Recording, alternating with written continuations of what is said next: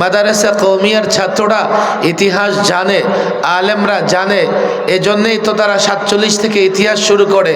কিন্তু দুঃখ আফসোসের বিষয় হচ্ছে কলেজ ইউনিভার্সিটির ছেলেরা, ব্যবসায়ী ভাইয়েরা, দোকানদার ভাইয়েরা, রাজনীতিবিদরা বাংলাদেশের সঠিক ইতিহাস জানে না।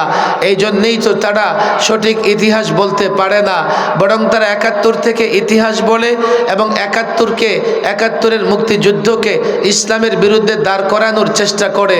অথচ 71-এর মুক্তিযুদ্ধ ইসলামের বিরুদ্ধে ছিল না, এটা ছিল মাজলুমের যুদ্ধ, জালেমের বিরুদ্ধে। আর 47-এ আমরা ভূখণ্ড পেয়েছি, মালিক হয়েছি। আমরা ডান দিকে যারা দাঁড়ায় আছি ধীরে ধীরে বসে পড়ি, যতক্ষণ জায়গা আসে বসার চেষ্টা করি। ডান দিকের যুবক, মাদ্রাসার ছাত্র বসে পড়ো। মাইকম্যান তুমিও দেখতে পারো তোমার লোক পাঠায় মাইক কাজ করতেছে কিনা। মাইক কিন্তু আজকে নিয়ে বাড়ি যেতে পারবা না। মাঠের মাইক কাজ করে না, কিসের মিস্ত্রি হইছে? আওয়াজ কেন থাকবে না? এত আওয়াজ দিবা, মানুষ বলবে আওয়াজ কমাও। তোমার এইসব বাক্স টাক্স বাজে না কেন? এই সবগুলো বাক্স বাজাও। এই বাক্স বাজে, এখন বাজতেছে। এই বাক্স বাজে, এই বাক্স বাজাও। এই দেখো এদিকে মাঠের 4টা স্বেচ্ছাসেবক, এগুলোর আগে প্যাকেট করো, এক একটা বসাও। হাতে ধরো, পায়ে ধরো, নাহলে কোলে উঠায় বসায় দাও। এই মাঠের ডান দিকে কেউ হাঁটা চলা করতে পারবে না। জোরে তাকবীর দিতে পারবো? আল্লাহু আকবার। এটা জোর হয়েছে?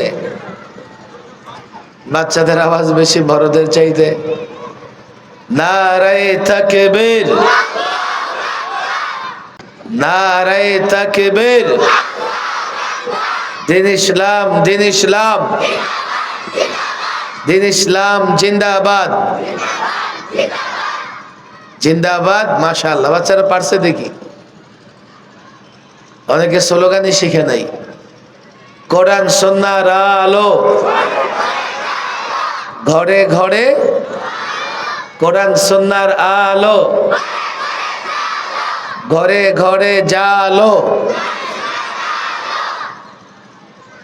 ঘরে ঘরে জালো, কোরআন সুন্নাহর আলো।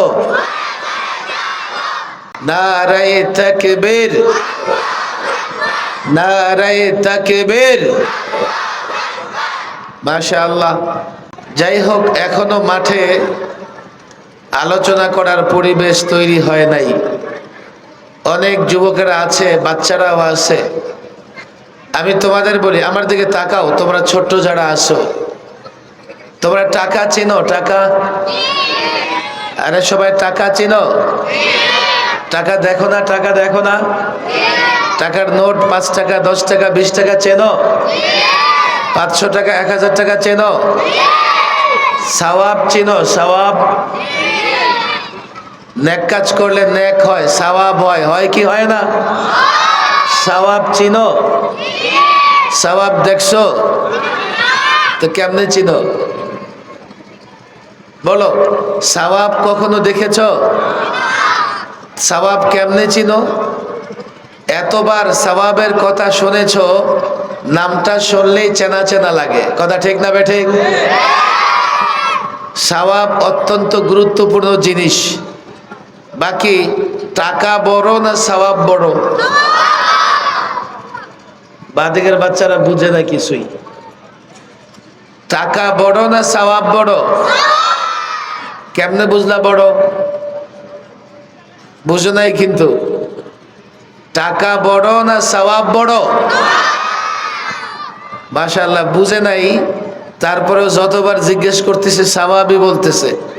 এর মানে হলো ওরা বিশ্বাস করে সওয়াব বড়। কথা ঠিক না বেঠিক? যেই জিনিস দ্বারা যত বেশি জিনিস কেনা যায়, সেই জিনিসের মূল্য বেশি। সওয়াব বড় কেন? সওয়াব দিয়া এমন কিছু পাওয়া যায় যা টাকা দিয়ে পাওয়া যায় না।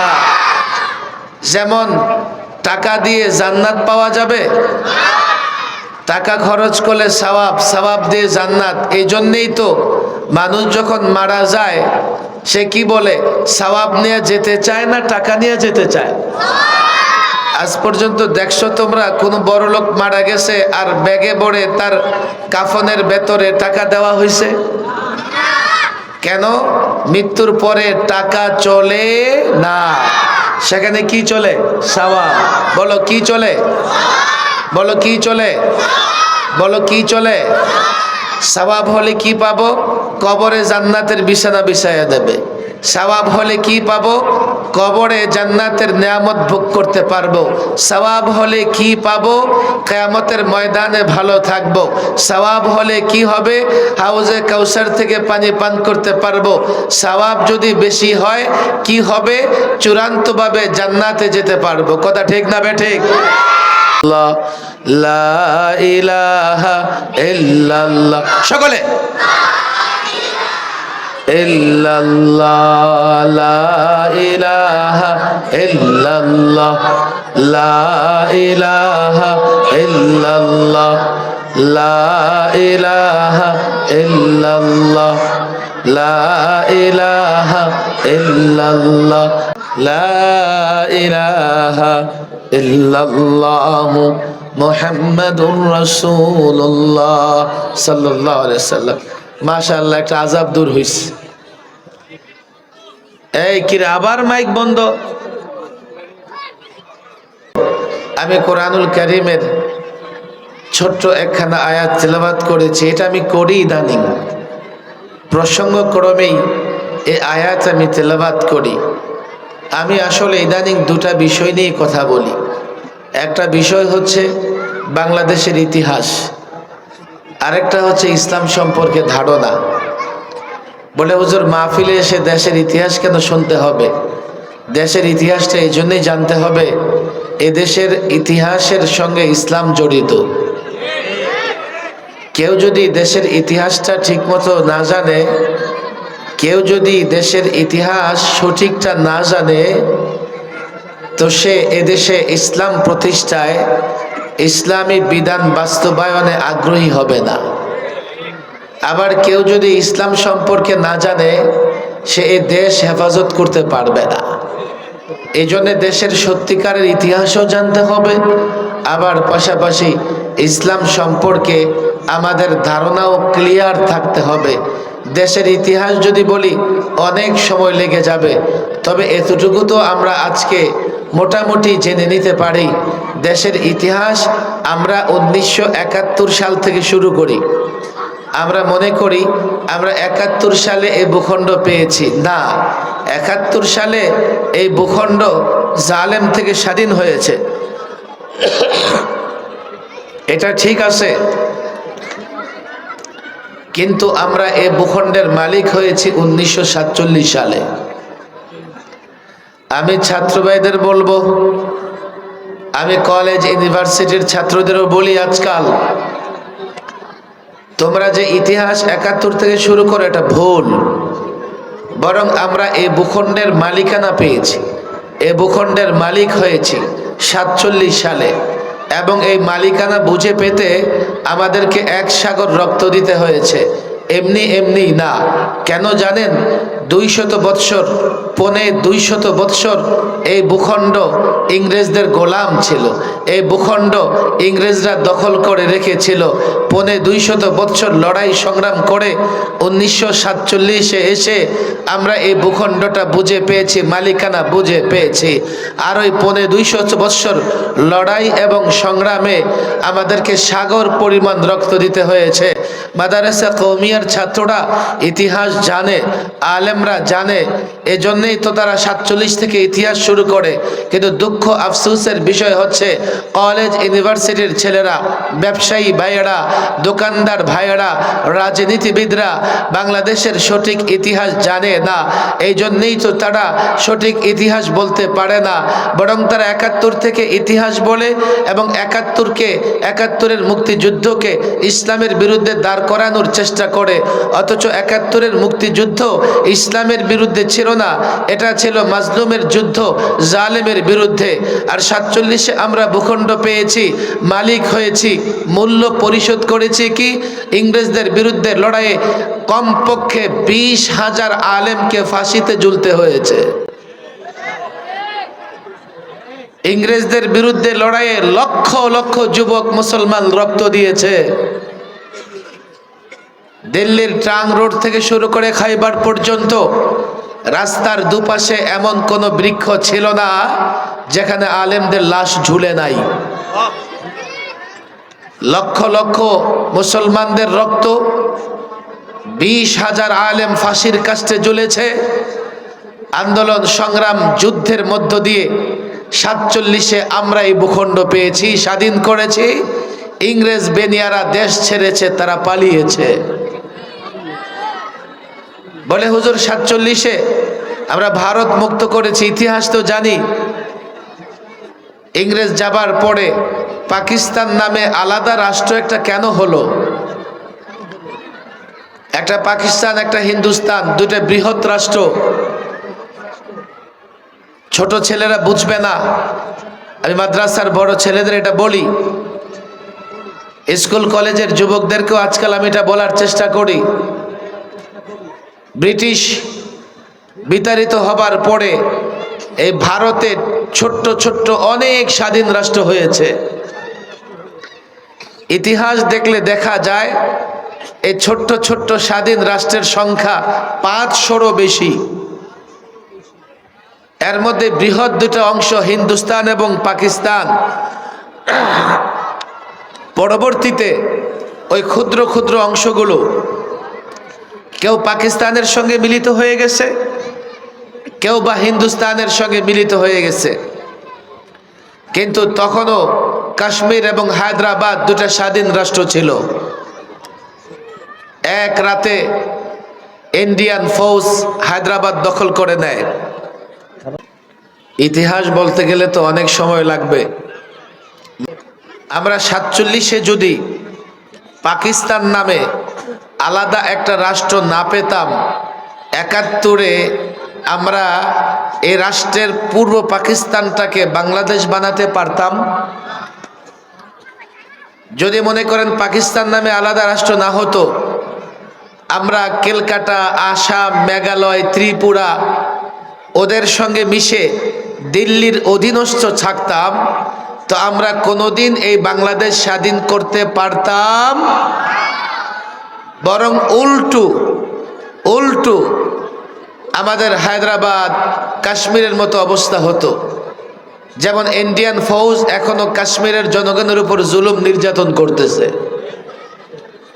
তাহলে আমাদের ভিত্তি তো হলো 47। হুজুর এটা যে বাস্তব আমরা জানি, কিন্তু রাজনীতিবিদ, বুদ্ধিজীবীরা এটা স্মরণ করে না কেন? তারা এই জন্যই স্মরণ করে না কারণ 47 ইসলামের সঙ্গে জড়িত। মুসলিম রাজনীতিবিদ, ওলামা একরাম 47টা কেন চেয়েছে আলাদা একটা ভূখণ্ড? 47-এ তারা মনে করেছে আলাদা ভূখণ্ড না হলে আমরা স্বাধীনভাবে ধর্মকর্ম পালন করতে পারবো না। এখন আপনি দেখেন না ইন্ডিয়ার দিকে, বুঝবেন আমরা বাংলাদেশ যদি স্বাধীন ভূখণ্ড, স্বাধীন রাষ্ট্র না পেতাম, আমরাও ধর্মকর্ম পালন করতে পারতাম না। আপনি খবর নিয়ে দেখেন ইন্ডিয়াতে হিজাব পরে মুসলিম শিক্ষার্থীরা স্কুল কলেজে যেতে পারে না। কথা ঠিক না বেঠিক? পত্রপত্রিকা এগুলো আসে না? গরু জবাই করা নিষিদ্ধ, আসে না নাই? 9 বছরের জেল, 9 বছরের জেল হয়। কর্ণাটক সহ নানা প্রদেশ এমন আছে যেখানে গরু জবাই করলে 9 বছরের জেল। আমি নিজে কলকাতা এক মসজিদে আসর পড়তে গিয়ে অবাক হয়ে গেছি। আমাদের মসজিদের মিম্বর মেহরাব যেটা হয়, দুপাশে জায়গা থাকে, সেখানে গিয়ে দেখি বাঁ দিকে তো জায়গা আছে, ডান দিকে দেয়াল, ডান দিকে জায়গা নাই। বের হয়ে দেখি মসজিদের অর্ধেকটা মন্দির বানিয়ে রেখেছে। 400 বছর পুরনো বাবরি মসজিদকে তারা রাম মন্দির বানিয়েছে। কথা ঠিক না বেঠিক? আমরা যদি স্বাধীন ভূখণ্ড না পেতাম, আমরাও স্বাধীনভাবে ধর্মকর্ম পালন করতে পারতাম না। 47-এর কথা নাস্তিক মোরতাদ বেঈমানরা এই জন্যই বলে না যে 47-এর কথা বললেই ইসলামকে স্বীকৃতি দিতে হবে। 47 মেনে নিলেই 47-এ যে কারণে এই ভূখণ্ড পেয়েছি ইসলাম প্রতিষ্ঠার জন্যে, তো আমরা যদি ইসলাম প্রতিষ্ঠা করি তারা ঠেকাতে পারবে না। এই জন্যে তারা 47 থেকে শুরু করে না, 71 থেকে শুরু করে। 71 থেকে কেন শুরু করে? 71-এ পাকিস্তানের শাসক গোষ্ঠী তারা ইসলামের কথা মুখে মুখে বলেছে। যখন আমরা মুক্তিযুদ্ধ করেছে এদেশের মানুষ ওই শাসকদের বিরুদ্ধে লড়াই করেছে যারা মুখে মুখে ইসলামের কথা বলতো, আর এই যুদ্ধটাকে ইসলামের বিরুদ্ধে লাগিয়ে দিয়েছে। আরে ওই তৎকালীন শাসকরা মুনাফিক ছিল, মুখে মুখে ইসলামের কথা বললেও প্রকৃতপক্ষে তারা ইসলাম ধারণ করতো না। 71-এর মুক্তিযুদ্ধে যারা অংশগ্রহণ করেছে 99.99 মুসলমান। তো মুসলমান তো কখনো ইসলামের বিরুদ্ধে যুদ্ধ করতে পারে না। যুদ্ধটা ছিল জালেম শাসকদের বিরুদ্ধে। 71-এর চর্চা যারা করে, 47-কে যারা ভুলে থাকে, আমি বলি কি 24 আমাদের প্রজন্ম, 71 বাবাদের প্রজন্ম, 47 দাদাদের প্রজন্ম। কেউ যদি শুধু বাবার পরিচয় দেয়, দাদার পরিচয় না দেয়, বাবার পরিচয় দিলে নিজে তো জারজ হবে না, কিন্তু দাদার পরিচয় দিতে না পারলে বাবাকে জারজ হওয়া থেকে বাঁচাতে পারবে না। সুতরাং 71, 47, 24 প্রত্যেকটা ইতিহাস আমাদের স্বচ্ছভাবে জানা থাকতে হবে। আমরা 47-এ এ ভূখণ্ডের মালিক হয়েছি। আমাদের টার্গেট কি ছিল? আমরা স্বাধীনভাবে ধর্ম কর্ম পালন করব, আমরা স্বাধীনভাবে ইসলাম প্র্যাকটিস করব, এই ভূখণ্ডে কোরআনী শাসন প্রতিষ্ঠিত হবে। মনে রেখো মুসলমান, যতই ইতিহাস গড়াক না কেন, আমি যখন মালিক হয়েছি রাষ্ট্রের, আমি দলিল মূল্যে যখন মালিক হয়েছি, এটা আমার মনে রাখতে হবে। আমি 47 ভুলে গেলে আমার দলিল থাকবে না, আমি 47 ভুলে গেলে আমার মালিকানা থাকবে না, আমি 47 যদি ভুলে যাই আমার প্রকৃত ইতিহাস থাকবে না। এই জন্যে 47 বাদ দিয়ে যারা দেশের ইতিহাস লিখে ওরা দেশের গাদ্দার, ওরা দেশের দুশ্মন, ওরা দেশের শত্রু, ওরা মুনাফিক।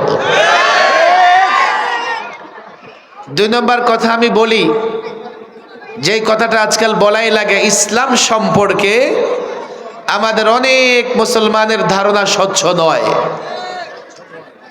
কেউ মনে করে ইসলামটারে মসজিদ মাদ্রাসা রেখা দেন হুজুর, এটারে মসজিদ মাদ্রাসা থেকে বের করেন না।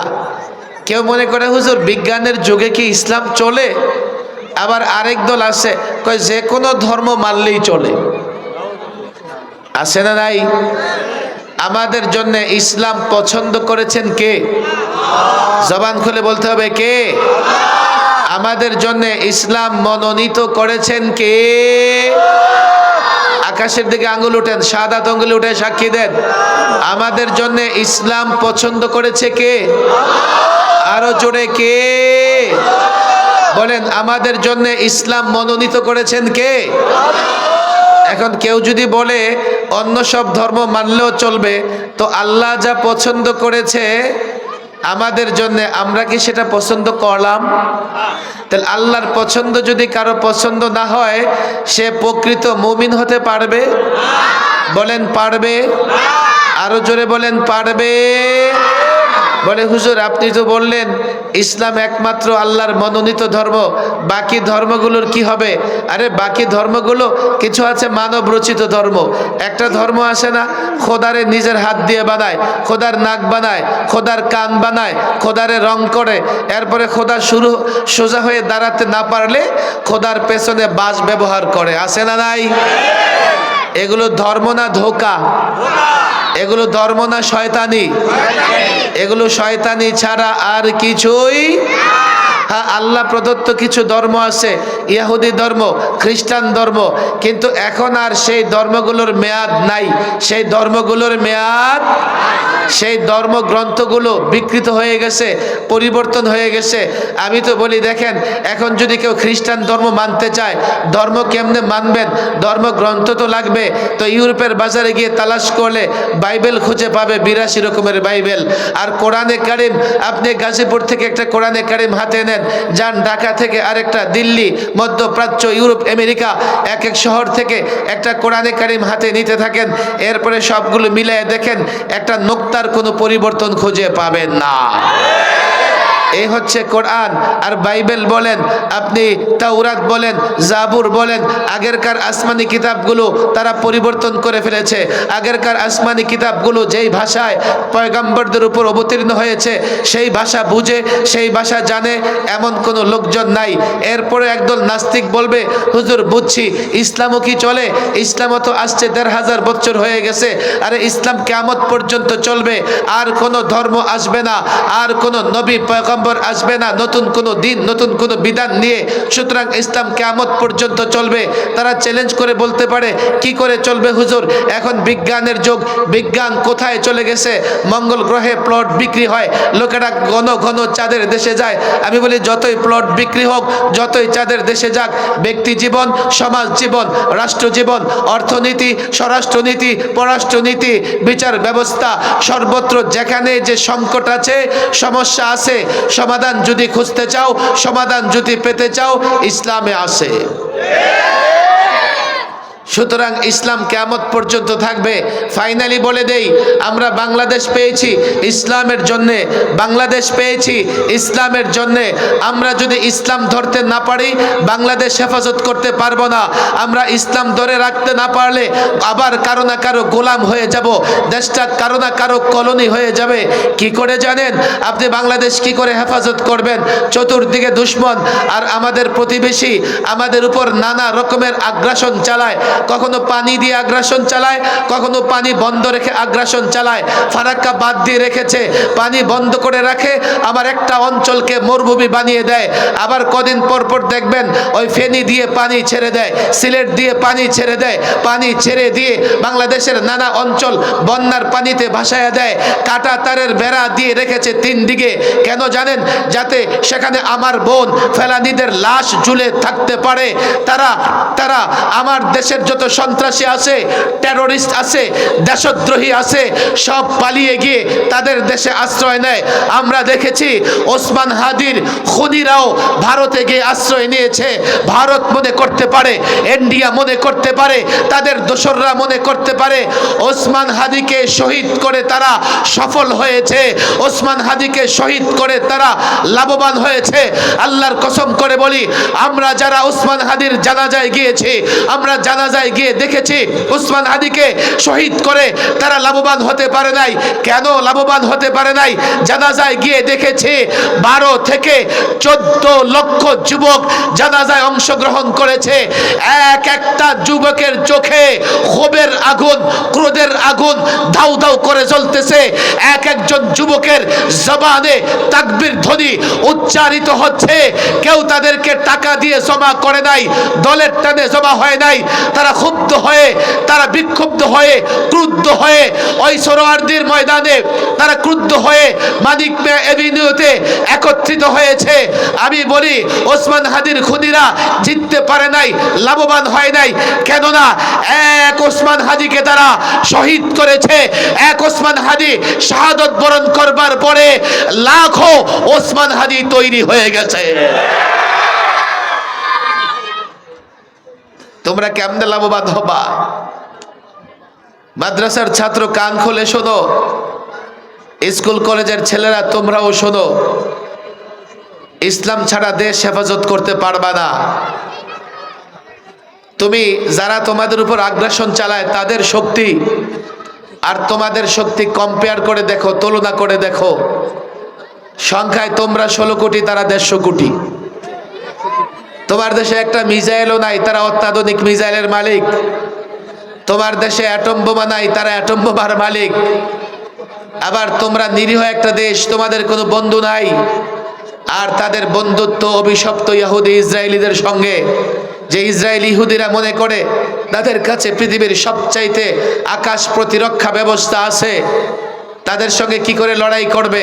এই জন্যই তো একদল আসে কথায়, বক্তৃতায়, বিবৃতিতে আধিপত্যবাদের, ইন্ডিয়ার গোলামি এবং দালালি করে। এদেশের ম্যাক্সিমাম রাজনৈতিক দলের নেতাদের মাথায় আধিপত্যবাদের প্রভাব আছে। তারা বক্তৃতায় বিবৃতিতে ইন্ডিয়ার গোলামি করে, আধিপত্যবাদীদের গোলামি করে। তারা দেশ রক্ষা করতে পারবে না। তুমি যদি বলো তাদের সঙ্গে গোলামি করবে, তাহলে ইন্ডিয়ার মুসলমানদের যা অবস্থা তোমাদের তাই অবস্থা হবে। উঁচু আওয়াজে আজান দিতে পারবে না, জামাতবদ্ধ হয়ে খোলা জায়গায় নামাজ পড়তে পারবে না, তোমার বোন তোমার মা পর্দা করতে পারবে না, গরু জবাই করতে পারবে না, ইসলামের নানা বিধিবিধান তোমরা পালন করতে পারবে না। তাহলে নতজানু হয়ে গেলে, গোলাম হয়ে গেলে ইসলাম ক্ষতিগ্রস্ত হবে। এই জন্যই তো মুসলমান নতজানু হতে পারবে না, কিন্তু লড়াই করতে হবে। তখন প্রশ্ন আসে, লড়াই কিভাবে করব? তাদের সঙ্গে লড়াই করে কি আমরা টিকে থাকতে পারবো? হ্যাঁ, তুমি যদি তোমার পরিচয় জানতে পারো তুমি মুসলিম, তোমার পাওয়ার ইসলাম, তোমার পাওয়ার ঈমান। আল ইসলামু ইয়ালু ওয়ালা ইউলা। ইসলাম পাওয়ারফুল ধর্ম, ইসলাম কখনো পরাজিত হয় না। আমি আলেমদের বলি, মাদ্রাসার ছাত্রদের বলি, ইতিহাস দেখো, বদর থেকে নিয়ে খায়বর পর্যন্ত বদরের যুদ্ধে এক পক্ষে 313 জন নিরীহ যোদ্ধা, তাদের পাওয়ার ছিল ইসলাম। অন্যদিকে কাফের বেঈমান। খায়বর দেখো, খন্দক দেখো, রোমানদের সঙ্গে যুদ্ধের কথা স্মরণ করো, সিন্ধু বিজয়ের কথা স্মরণ করো। প্রত্যেকটা যুদ্ধে মুসলমান বাহিনী দুর্বল, মুসলমানদের হাতে অস্ত্র নাই, পেটে খাবার নাই। এরপরেও মুসলমানরা কি করে বিজয়ী হয়েছে? কি করে আমেরিকা পর্যন্ত ইসলাম পৌঁছে দিয়েছে? কি করে স্পেন ইউরোপে 782 বছর শাসন করেছে? এই মুসলমানেরা কি করে ভারত 800 বছর শাসন করেছে? পাওয়ার ছিল ইসলাম, পাওয়ার ছিল ঈমান। এজন্যই তো বলি, ইসলাম ছাড়া রাষ্ট্র হেফাজত করতে পারবে না। তুমি যদি ইসলাম ধরো, ইসলাম বিজয়ী ধর্ম, তুমিও বিজয়ী হবে। তুমি যদি ঈমান ধারণ করতে পারো, ঈমান বিজয়ী হয়, তুমিও বিজয়ী হবে।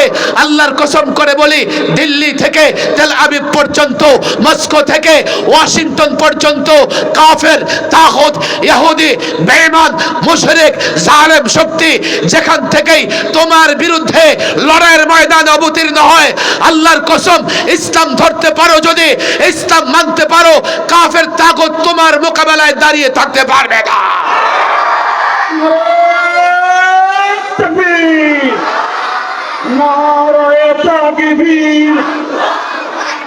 ইসলাম ছাড়া অন্য কিছু মানি না, মানব না। গোলামি না আজাদি, গোলামি না আজাদি, আপোষটা সংগ্রাম, আপোষটা সংগ্রাম।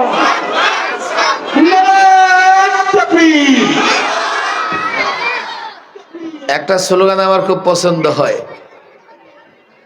আমরা সবাই হাদি হব, যোগে যোগে লড়ে যাব। কথা ঠিক না বে ঠিক? আরে বাংলাদেশে সংখ্যায় কম হতে পারে 16 কোটি, তোমরা 150 কোটি, ঠিক আছে, কিন্তু 16 কোটি যদি ঈমান ধারণ করে তো 16 কোটি জনতা 16 কোটি অ্যাটম বোমা হয়ে যাবে। ওদের সামনে তোমাদের জাগতিক অ্যাটম বোমা টিকবে না, তোমরাও টিকতে পারবা না।